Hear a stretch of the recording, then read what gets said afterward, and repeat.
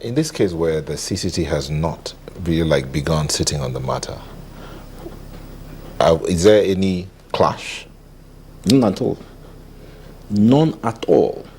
So because the CCT has not invoked its jurisdiction to try the substance of the charge preferred by the Attorney General. All that is happening now is the valid nature of the charge is being contested by Saraki. The valid nature of the charge, which is an administrative action. The judge, Mr. Justice Umar, has power, if a charge is properly laid, to inquire and then take a decision. We're not at that stage. We're at the stage where preemptive action has been taken by Saraki to say, my lord, you can't take the charge because it's not been properly done. So I've gone to this court to show that court that it has not been properly done. And all Mr. Justice Mohammed can do is to say, if I agree with Mr. Saraki, I'll overturn it. He's not going to say Saraki is not guilty of the substantive issues. That's not what he's going to be saying. He's going to rule one way or the other as to whether Saraki is right. If Saraki is wrong, Saraki goes right back to the CCT for his trial. Because as it is now, it would seem that we've not even gotten into the meat of the matter. We're still talking about jurisdiction, which has brought the argument of superior courts and inferior courts as spelled out in Section 6 of the Constitution. But what has transpired already can also be looked into. For instance, now that he already has an order from the Federal High Court, which is, rather, Section 6 here shows that it is a superior court to what the CCT is. Is there any kind of anomaly the way the business was carried out last week, knowing full well that you already have an order from a superior court? Has anyone erred? Has the chairman erred? Well, see, if the chairman takes the view that he's a court of coordinate jurisdiction, which he is certainly not, then he will say, you can't bind me. Because in the principle of stare decisis, to stand by things decided, which is the bulwark of the legal profession, nobody can complain that a court of appeal directing the High Court to stop is right. We all know that, because that's so easy to see. The problem is when you have courts that claim to be of coordinate jurisdiction. So the first question to ask is the CCT and the Federal High Court coordinate? My own personal view is that they're not. I've sat in NJC for 5 years. I never saw a single person from the CCT. All heads of superior courts are members of the NJC. In any event, there's a very simple way to clear all this. In England, the Lord Chancellor, head of the judiciary, whenever there's confusion, he restates the law. I mean, the Agbakoba is making a personal opinion. They may say he's on one side or the other.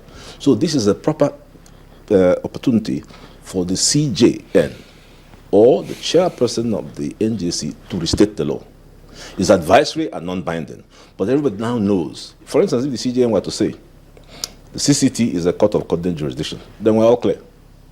And this was done very ably by Mr. Justice Belgore when Mr. General Obasanjo was using the impeachment proceedings around the states of those PDP. And I was a president of the NBA, so I know this firsthand. Firsthand, I drove like a wild man to Ekiti to stop the impeachment there. So what the CJN did when he noticed that the CJs were confused was he issued practice directions and he restated the law for them to follow. So you will now know, since you are confused about what to do, so anyone who makes a mistake is liable to be seriously punished. There shouldn't be any ambiguity on this. Yes, no ambiguity. So now that people are saying, is it superior court? When I leave here now, they may say, yes, he's on this side. So leave me out of it. Let's get the CJN to restate the law. Is Mr. Justice Umar a judge of the which court? Number one. Is the CCT, is it CCT? Yes, CCT. Is it a superior court of record? If it is, let us know. Then we will take it from there. So I don't want us to get into this Nigerian, culture of doubt and cynicism. it becomes a big issue. Tomorrow another person comes and sits on my chair, says something different. Yeah, but the question is, there are implications for this. You've cited, you tried to cite the political context in all of this. Yes. All of this could actually have long-term implications. Absolutely. How do you see this getting resolved? Because first of all, we do know that an Attorney General must be appointed. Is this so? Do you see that person scaling Senate confirmation, for instance? And how do you see this getting resolved, for instance? That's why I said the political question, and that Saraki and whoever else will be in this mix are merely pawns in that real power game. It's clear to understand that this is a scene in a larger act. This is scene 1 in act 1. Left of center, wanting to consolidate power. Right of center, out of power, wanting power. We all know that Saraki is a PDP man in APC.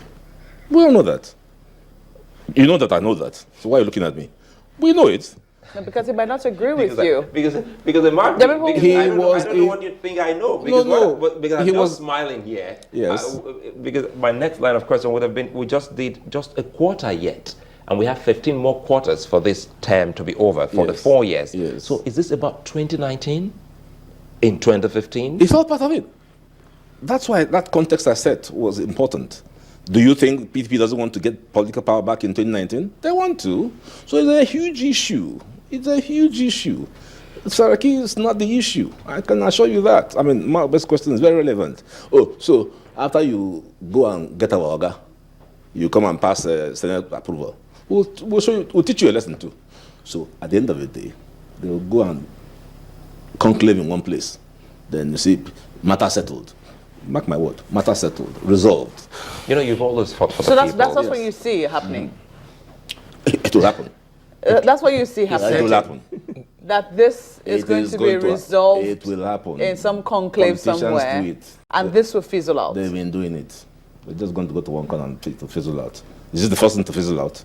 Do we go back to many things? Nigeria is a place of weekly news. Everybody's excited, channels is excited, all the papers are shouting. Then the next time, it's forgotten. What about all those who stole money? Billions, pension, where are they?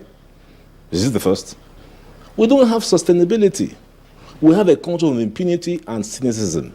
And that culture drives us from the main thing. I was just watching CNN last night. And I said, this is the only country I have. There was a black guy in this big flood issue who couldn't attract support. So in collaboration with a couple of elderly white men, he put them on top of the roof. Support came. I said, what? We have a duty to make our country work. That was the lesson I saw.